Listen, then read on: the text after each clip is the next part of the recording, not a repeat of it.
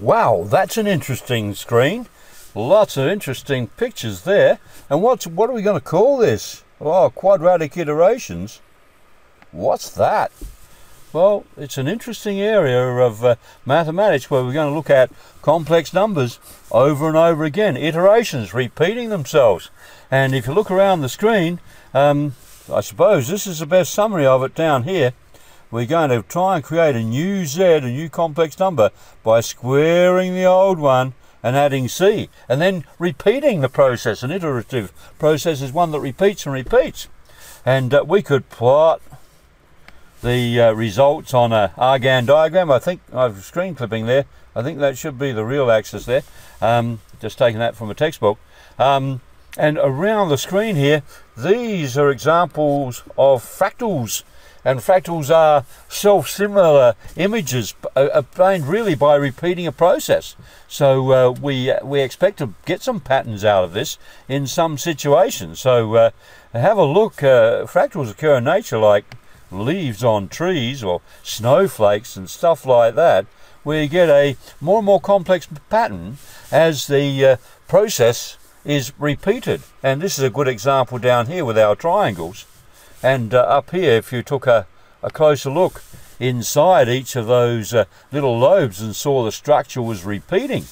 Okay, that's a very, very interesting area of mathematics. We're going to not do much about it here, maybe a little bit in part 2, but part 1 here is all about, let's examine this iterative process and see what comes up, because it looks like some interesting stuff is going to drop out of this. All right, so let's go down and start at the very beginning with what are iterations. And I'm going to use this little example here, and screen clippings this time are from Hayes and Harris, so I encourage you to get their book on your Year 12 Specialist Maths. So let's take a function. F of z is 2 over 1 plus z. And here's the first thing to pick up on the notation we're going to use in this unit. Z0 means the starting z value. The starting z value. And just mentioning here, when you're doing work with complex numbers and z, it's always a good idea to put that bar across it to distinguish it from a 2, because I wonder if you know which of these were meant to be a 2. Only that one and that one, these were meant to be z's, just scribbling it out there quickly. So you might look at that so you don't get confused in your own work. Alright, so what are we going to do? We're going to go to the next z, call it z1, which is putting the answer here into the original function. So in the z hole there, we're going to put z0 and we get another answer. Then we repeat or reiterate. If somebody makes a point over and over again in a discussion or something, it's called reiterating. And this is what we're doing here. We're reiterating the process. This time this z1 is going to go in that hole there, that z hole, and we're going to repeat the process. Each time doing this function 2 over 1 plus the variable with the last value of the variable, and so over and over we go. So it's really a recursion thing as well, recurring. The process is recurring. Are you doing it to the next value based on the previous one, and on we grow. And what we want to do with complex numbers is to see if a pattern comes out. Okay, well, let's go down and look at it. We're only going to do one type, and it's called quadratic iterations. And I don't know whether you know much about quadratics. Quadratics, of course, are the simplest polynomial, degree 2 polynomial, squares and stuff. It comes from quadratus, meaning a square from the Latin or the Greek or whatever from back there. And so it actually doesn't mean 4. Quad all can mean 4, quadruplets, quad skull in rowing and stuff like that. But here it comes from quadratus, which means square. So that's the idea of the squared here. So here's a squared function, z squared plus 2z take 5. And so we might choose in this use of the quadratic function, we might choose to use this notation. Z is being mapped onto that answer. So z becomes z squared plus 2z take 5. And what we're going to be doing shortly is we're going to do the simplest quadratic iterations, which are z just being squared, and keep going with the process. Okay, so what would that be? Z0 goes to Z0 squared, and then Z1 would be equal to Z0 squared, and therefore Z would be going here. Then Z2 is Z1 squared, and so on. So we're taking that and keeping on reiterating the process. Take the answer and square it and keep going and get bigger and bigger Z. So Z3 is Z2 squared. Bigger and bigger, I wonder. Complex numbers, what would make bigger and bigger? That's going to be an interesting investigation. And so then the next one up after that is to add C, so square Z, map Z onto Z squared, and then add C, and then square it all again. So Z1 would be equal to Z squared plus C all squared plus C. You can see this could get quite complex. You can see how fractals and stuff might come out of this. Complex pictures, self-similar, if you like. Okay, so let's have a look at doing some. It's going to be very calculator based. So I'm going to start there with this screen clipping from Hayes, and also using the Casio 9860 Plus graphics display calculator. So let's look at the problem. We want to do 4 iterations, Z going to Z squared plus a half I, using starting point Z0, that one, and that one. And we'll see if we can see any different behaviors and patterns that come out of it. So we're going to calculate the size of each complex number result and plot on a complex plane, or often called an orbit diagram. And so that's our job here. So let's do it by hand. So there's 2 aspects to this quadratic iteration, isn't there? There's what value do we start with, and then there's the process, which involves squaring and adding on a complex number here at the end. Z squared plus C, where C is a complex number. And of course, it could just be a real number. That's a subset of the complex numbers. So we're going to play around a lot with this stuff now. Okay, start with Z0 equals 0. So you square it and add a half I, you get a half I.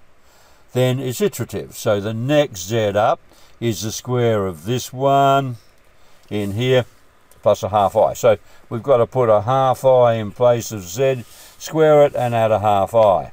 Then that result has to be put in, squared it, and a half I. They're not showing the working here. So you really do need probably a calculator. It gets very messy. And about at this stage, wouldn't you be saying, oh, this is messy in Cartesian form. Shouldn't we be more easily considering r cis theta form and using De Moivre's theorem to do the squaring and so on? Oh, well, then you'd be adding on a half I. There's a bit of a problem there, but we are going to have a look at De Moivre's theorem. That's going to be an interesting impact on this work. So, do you get the idea? When you get this, you got to square it and add a half I. And then here's the modulus of each of the values, or the size of the r in the r cis theta, or the distance from the origin, if you like. Okay, and here's the plot over here. And you can see it looks like it's going to go in closer and closer to the imaginary axis there. I wonder why that is. Can you see any patterns there? Can you see any patterns in the modulus? Okay. All right, so what we're going to do is investigate what part of the process and what part of the starting Z0 governs the sort of results we get. Before we do that, let's come over here and make sure you can do this fairly easily on the calculator. Because the process is iterative over and over, you can just use run mode. So you would go just here, I'll show you this window. This is options, the option key here, that option key, and select complex, and then you get this window here. We've seen this before, this window. This enables us to enter 0 plus 5i, hit execute 0.5i or a half I and execute, and you get that. Now what you need to do here is then hit, you want to square this, don't you, and then add 0.5i. So you don't have to actually pick up answer. If you just go hat, here it is down here, go hat, and square and 2, it'll come up, you're doing it to the answer. It'll automatically square the answer, and then you're adding 0.5i, and you get that result. And then if you now just hit execute, it will keep doing it for as many pushes of the execute button you do. It'll keep repeating that, okay, down there. And you can just write these down and just check them across here with what the book's got over on the left here, like that. Now, if you wanted the modulus of those, or the absolute value of it, you can at any stage. Well, you have to do this after, really, because you can't interrupt the iterative procedure on the calculator. But you could choose abs there, and the sign comes up, and you fill in their answer. So go down the bottom of the calculator and find the second function on shift, and put in put in answer there. Okay, so you can find the absolute value of, or the modulus of, that complex number. And the one I've done here, come over here, is this last one up here. Okay, so you can do the whole iterative procedure and then find all the moduli as well, the size of those complex numbers, using absolute value there. All right, so have a go with that and see what you think. What I'd like you to do is to just check these answers. Just do it again now, starting with a different Z0, square it and add 0.5i, there it is. Then you've got to square that one, add 0.5i, and so on. So it would be very messy to do by hand on the calculator in run mode without this little trick of hitting execute, and it just repeats itself. Okay, so do you get the idea? You've got to square the previous result, add 0.5, and around you go. And this time, have a look at the modulus of those complex numbers getting bigger and bigger. And can you see what's happening here, therefore? The first one started off at 1.346 and went to 1.785, and so on. So there we have it. We're plotting those going around and what's called an orbit diagram there. All right, so plotted this one and so on. Then you can join them up. The scale here is a bit out, but just checking this little point in here, this is neg 1.7787 plus 0.1516i. Okay, different scales, just watch the different scales up there and down here. Of course, it's a bit misleading if you look at the size of those complex numbers. Okay, so how are you going? Getting some idea of the effect of the modulus or size of a complex number in this iterative process? I think you probably can see some things happening. So what if we started with one take I and squared that and add a 0.5i, you get this one, square it, add 0.5i, you get this one, and so on. And if you plot those, here we are, our starting value in here is neg 1.5i. Okay, then we go up to this point, 2.3049, that's on the real axis, and so just above here, just above neg 2.25 plus 0.5i, just above the real axis, and then out to 4.8125, take 1.75i, okay, and so on. And can you see the final one is way down here, and what's happening? The size of the complex number, distance from the origin, is increasing, and the thing's sort of just blowing up. It's called divergent. We'll have a look at that in a minute. All right, so do you get the hang of what we're doing? We're trying to investigate the patterns that might occur under these simple quadratic iterations. Come down here now, and I want to show you how you might tabulate the values. Like if you're running through in run mode that iterative process, you might lose count of how many you've done. So you could actually, using the recursion button in the menu, so you have to look for that in the menu, hit menu on the 9860 and find recursion, and then it will tabulate them for you, so you can actually count up how many you've done and look at their patterns and so on. So unfortunately on the 9860 at the moment, with this operating system, the currently approved one, you can't enter the actual complex numbers, but you can actually see what's going on if you looked at, if z0 is x plus yi, when you square it, what actually happens. So here, what you're going to try and do is to say, well, I'll reiterate the real part and the imaginary part and put the complex number together at the end. So here, you want to generate x squared take y squared, and then look at this 2xy plus 1 lots of I. So we're going to have to actually put in the real part and the imaginary part separately and generate them. Let's have a look. So if you hit recursion, you get this window, and this is saying an plus 1 means the next a on from a n. Okay, the subscript there means the particular number of the a value. That's not a times n, so that a1, a2 would be the first a, second a, and so on. So this is trying to say how to get the next one on from a previous one. So we have to program that now. So let's have a look. Now, to enter the real part in an plus 1, if you press F4, you will come up with this screen here. Here we are, and these are the options you want to refer an plus 1 back to the previous an or bn plus 1. Those are the two we're going to be using.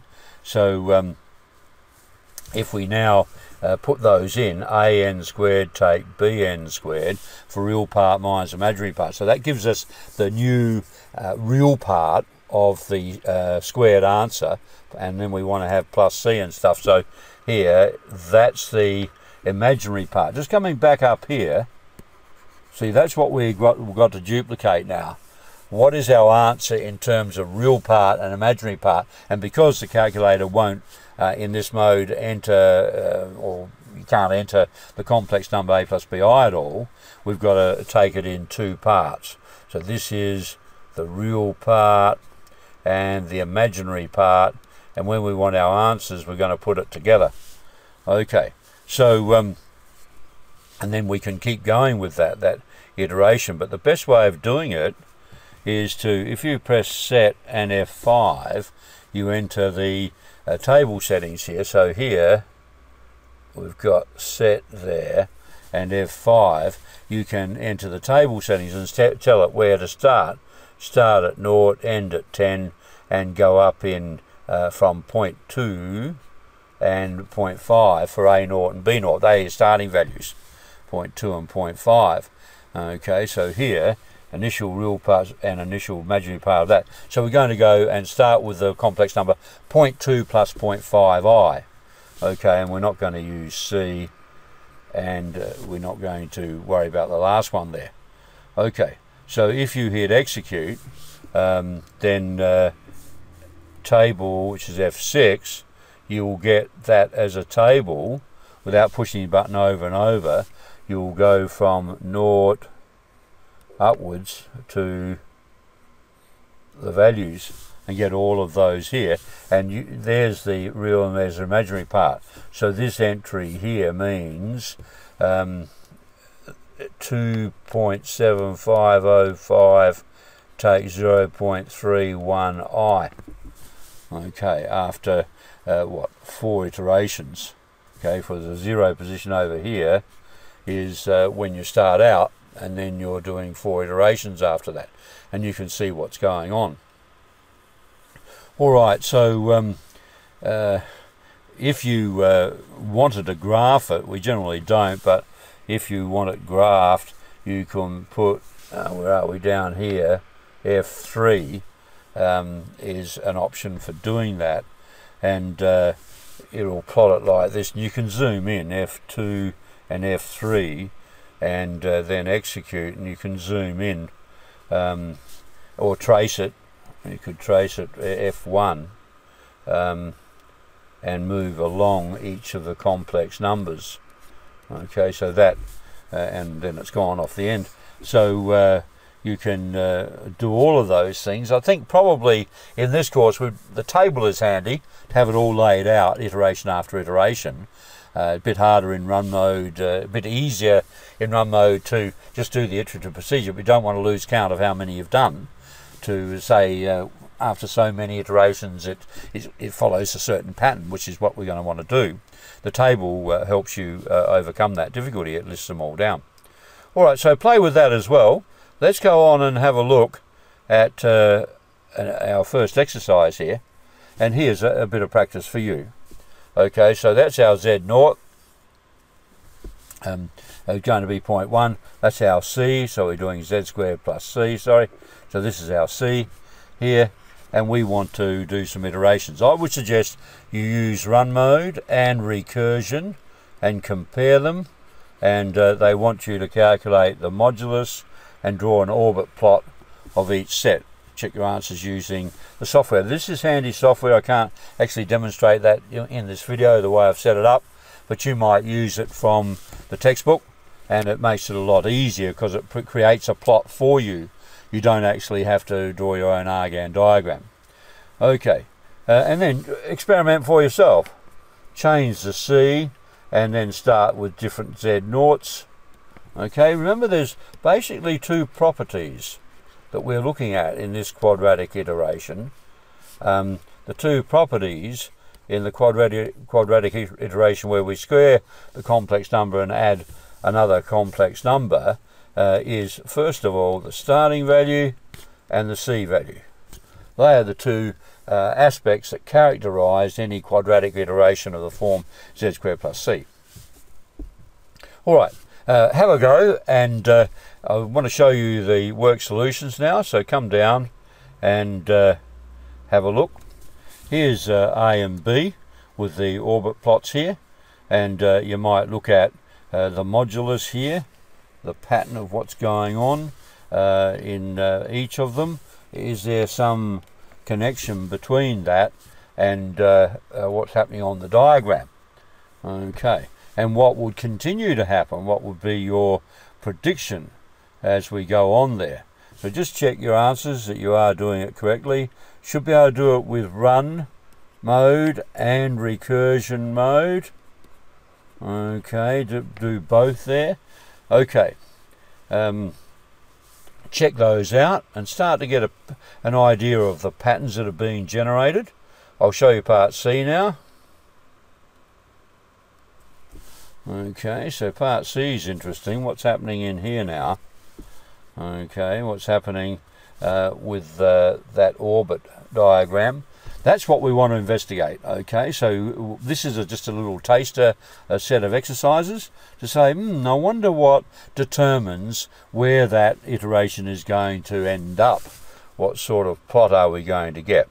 Come down and let's have a look at an investigation. This is a good one from Hayes and Harris. And what we're going to do is now start to look at just a simple version, Z going to Z squared. In other words, there's a special case where we're not adding on another complex number at the end, okay? And you do need to click on this icon. So I'm not going to show you the answers to this as such. I want you to actually use the software. It's too long to do what they're suggesting down here with a calculator and plotting out the orbit diagrams, because the software actually does provide those. You put in the values and you can play with it and very quickly change the Z0 and see what is actually happening. Okay, so try these two. You might be able to already see what they would do when you square 0 or 1. I don't think they move very much. I think they're what you might call invariant. Oh, that's an interesting word. We'll use that later on. And then between -1 and 1 and so on. Choose various numbers there, and then choose some eyes here, and just note what you're examining here is where you have a starting complex number whose size is 1, greater than 1 and less than 1. Okay, and about now you might be thinking, well, what about de Moivre's? Okay, could we use that if the complex number is in the form r cis theta? When we raise it to the 2, it's r to the 2, r squared 2, r squared cis 2 theta. Okay, so what's going to happen? What do you think is going to happen in here under these conditions, looking at it with the support of r cis theta and de Moivre? Okay, here we are. What's going to happen? Okay, and then we're going to do some with de Moivre's theorem. Okay, so this is quite easy, isn't it, to do the iteration? Because this will go to, what, cis 4 pi on 3, and then square that, cis 8 pi on 3. Remember de Moivre's theorem, squaring is doubling the argument and raising the modulus to twice the power, squared power, sorry. Okay, and twice the angle, so just watch that now. Here, they're all 1s, the modulus is 1, so that's interesting. What's going to happen there, just looking at the effect of squaring on the argument? Okay, try and make up a series of conclusions and write a brief report on your discoveries. So you're going to find out a lot about the orbit diagram using this software and be able to do it quickly. Alright, I want you to have a go at all that and see if you can come up with some conclusions about the size of the starting value and what happens to your diagram as you continue the quadratic iterations. Alright, come down and let's summarize what you should have found there. When the size of the starting value is less than 1, then the size of z decreases. Okay, so you're getting closer and closer to the origin and approaches naught, the origin, as n gets larger, well, approaches the number 0 actually. As n gets larger, we say that iterative procedure converges. It's coming closer and closer. Okay, when the size of the starting complex number is greater than 1, then the size increases very rapidly. Why? Because you're raising it to the 2, and then you're raising that to the 2, squaring it each time. If the number's bigger than 1, we're going to blow up. It's going to get bigger and bigger and just get further and further from the origin, a larger and larger radius or modulus for the complex number, distance from the origin. And when the size of z is 1, like those cis ones back there, then it stays that way, because 1 squared is still 1, and then you square it again, it's still 1. Okay, you're only going to be looking at the effect of the argument being doubled when you're squared in those.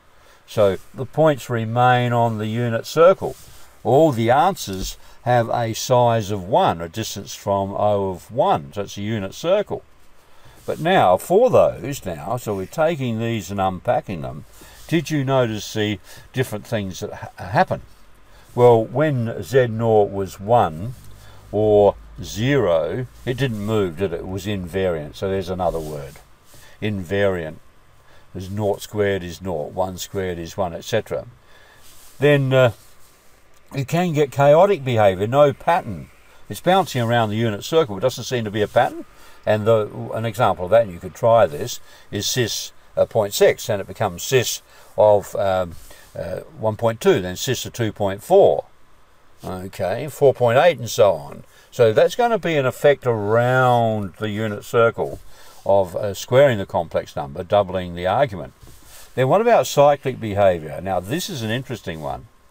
Did you find that if you did that investigation you would, the values bounce between 2 points, 3 points or 4 points and don't go anywhere. They don't continue chaotically around the unit circle. There's a pattern.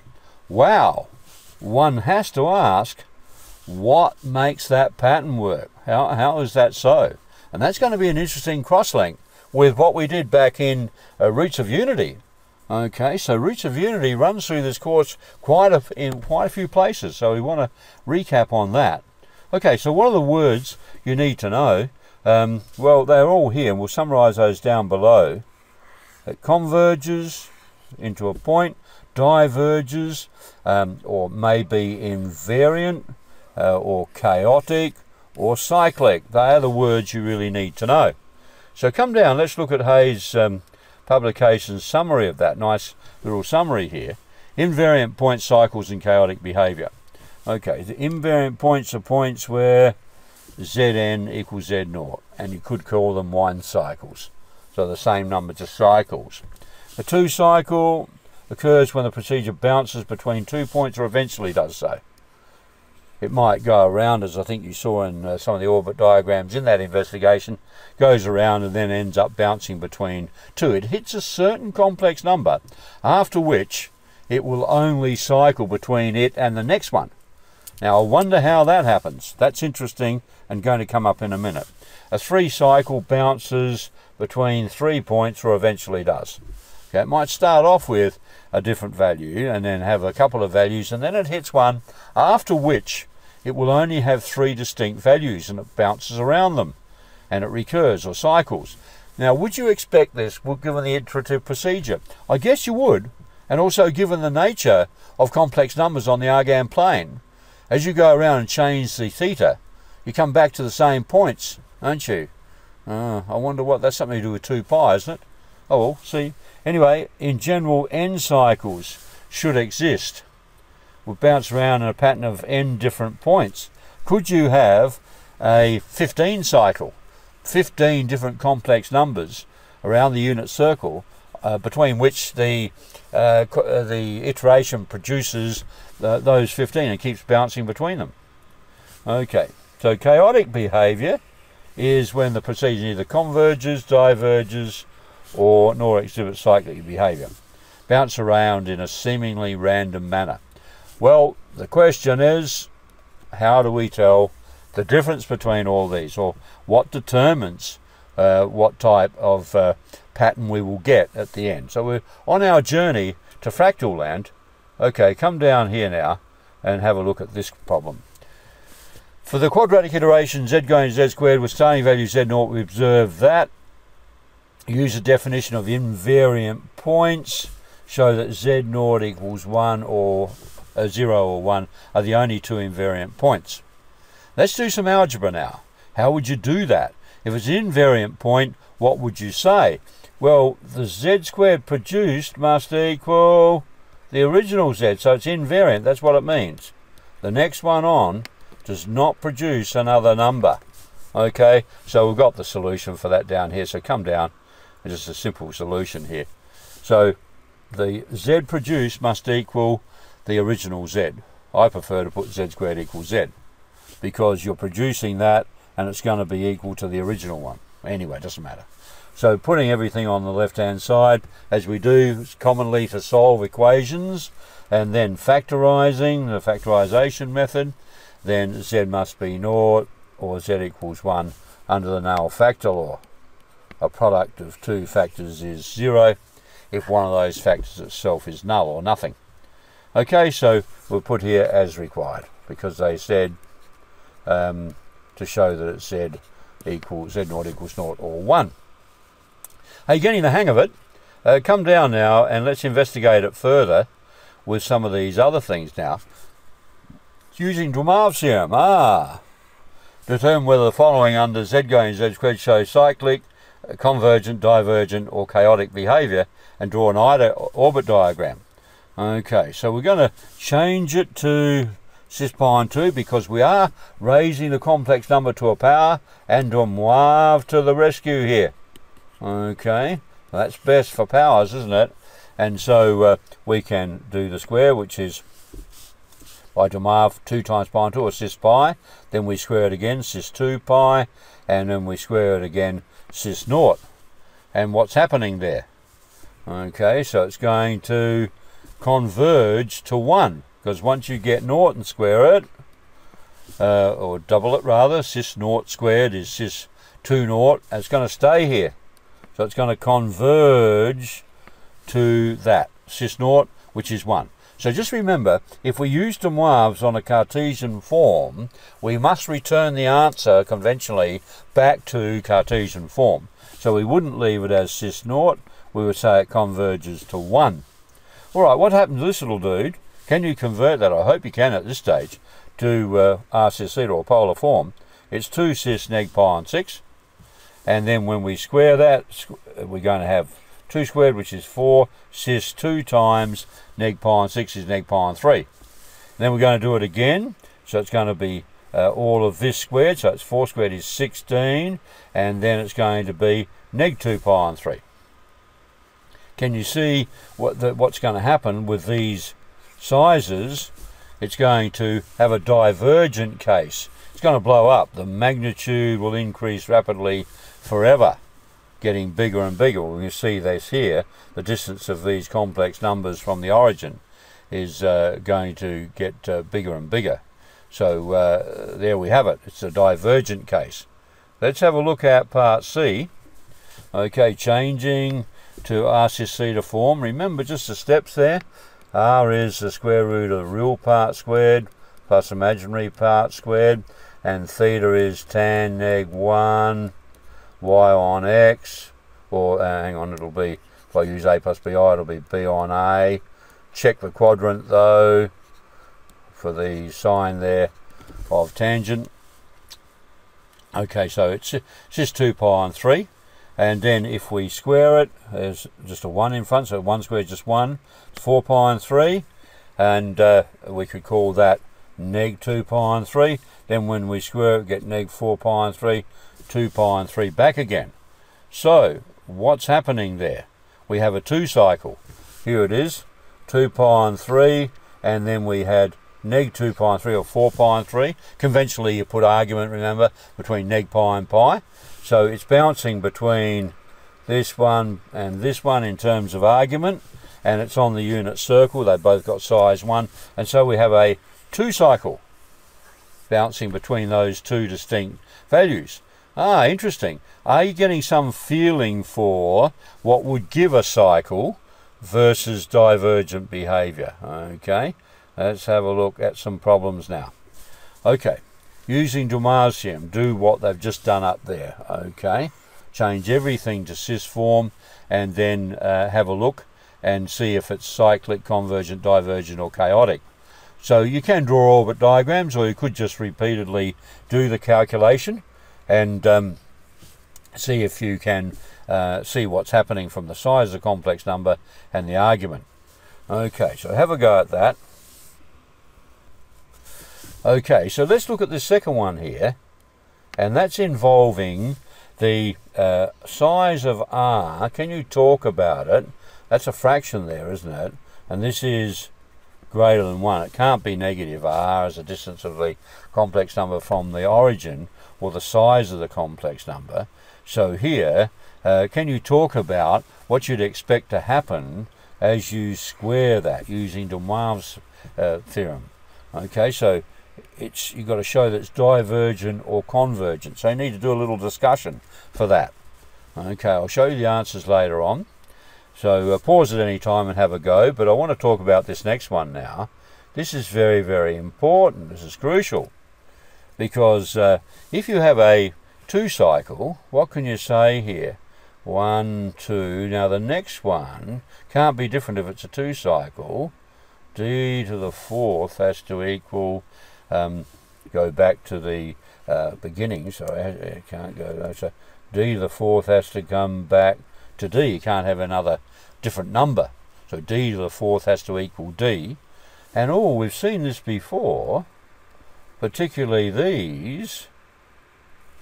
those look like the roots of unity, don't they? The cube roots of unity. Do you remember that, where we said the first one was cis 2 pi on 3, and then do you remember why the next one was 4 pi on 3? Remember cycling around the unit circle by 2 pi?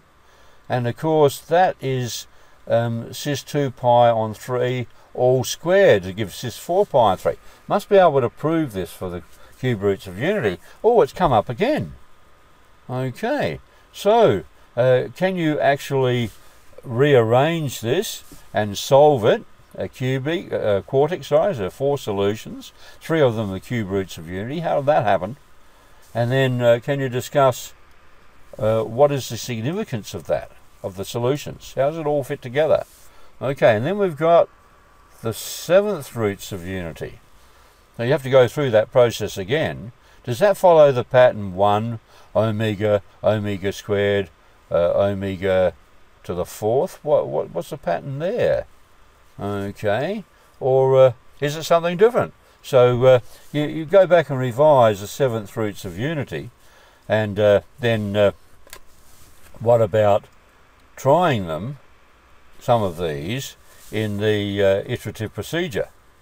And then down here,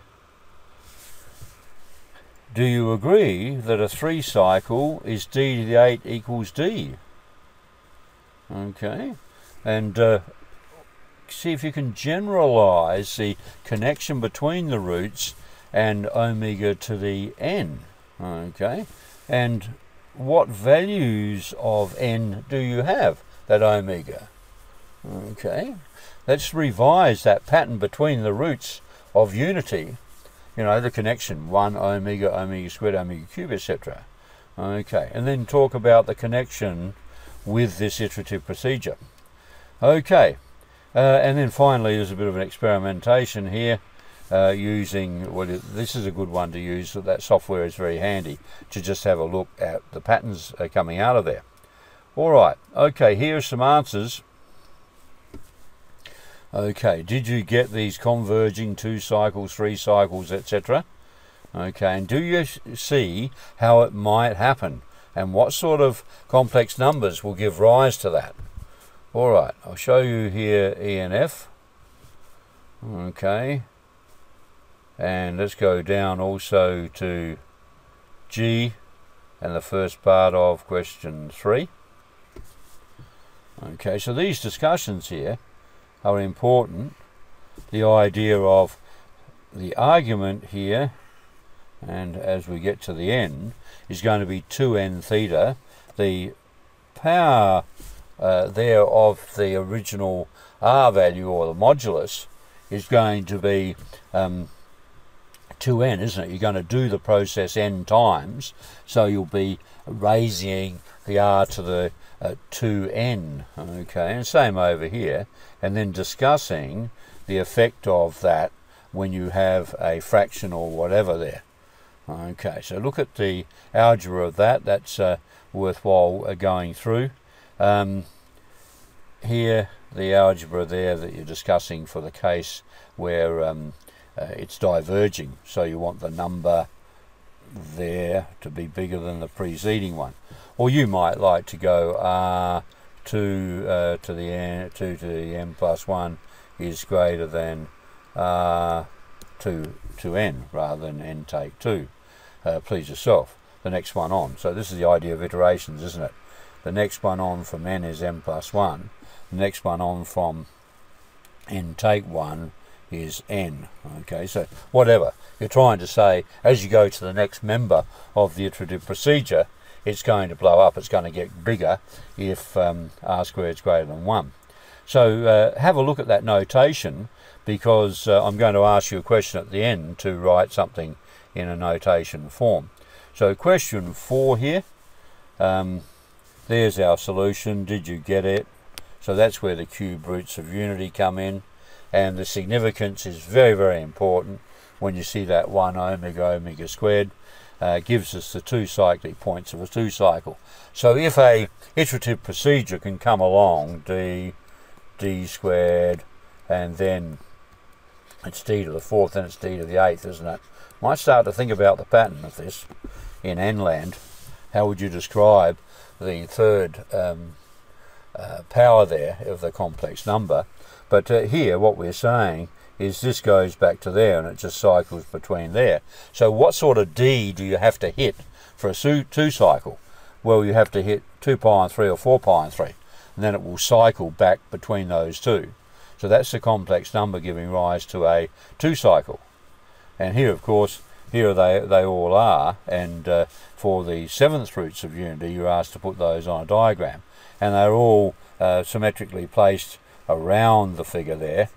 Okay, draw the unit circle in so everyone can see that they're all 1 unit long. and 1 unit in size to the modulus, or the r, and then the equal spacing. What will the equal spacing be? Well, how do you generate them? I think you go around 2 pi each time, then you've divided by 7. So that's going to be the angle of equal spacing around the unit circle.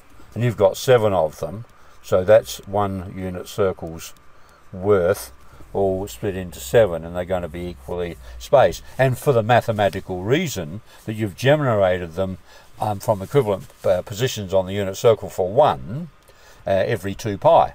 And then finding the 7th root of that, you split the circle up into 2 pi and 7. Do you get it? It'd be good to be able to give a reason for why they're equally spaced. Okay, then coming down to D, we've got the same idea here with D8 equals D would be a 3 cycle.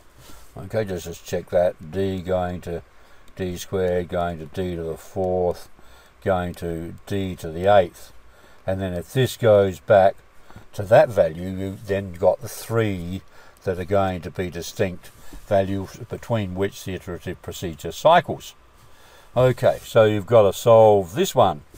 Okay, I wonder if you can think about what power here you are looking at for a cycle. Or what power here, for example, you are looking for. What roots of unity are you looking for? Will it 2 cycle for D to the 16? What's the next one? 32. What the quadratic iteration generates up there as a power is what? We found before the size of the complex number r became a general term would be r to the 2n cis n theta. But 2n theta, sorry. But here, what's that power that's going to give rise to the cyclic behavior there? Well, what power of 2? Is it 2n or something else? Okay, so think about that, and then just check this out here. And the cycling points for a 3 cycle, because the 3 cycle involves D to the 8th, it's actually going to be the 7th roots of unity. So that one, naught is that invariant point because D is out the front here. Here it is up here. And then you get 7 others, 1 and these powers of omega, where omega is 2 pi and 7. So start to get up close and personal with this, because it gets interesting if you know the maths behind it. And it's not so challenging then. All right, come down for the last little bit before we lead on in part 2. Here's some discussion that you might have in class.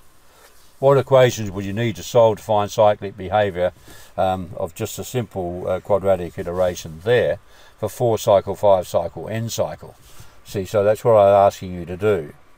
What roots of unity will give n cycle behavior? You've got D equals naught, invariant point, and then the rest of them come out of what? D to the what?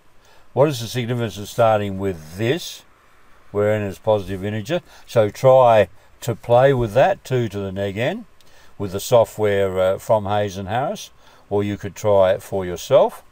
And then if you have a rational number, p over q times pi, will they eventually cycle? What do they have to do? What does the number have to look like to cycle? Okay, something to do with the roots of unity each time, isn't it? Can you actually suss that out? And if you took just 0.5, it can't be written in that form. Could that ever cycle? Could that ever cycle? Try some and see what you think here. And how many different n cycles should there be? Different n cycles. Okay. Have a look at that, talk about it with your classmates and your teacher, and see what you think. It's getting interesting, isn't it, to see what happens when you repeat this process with complex numbers. And we're heading towards an understanding of fractals, which we'll touch on a little bit more in the next presentation, part 2. So for now, it's cheers from me.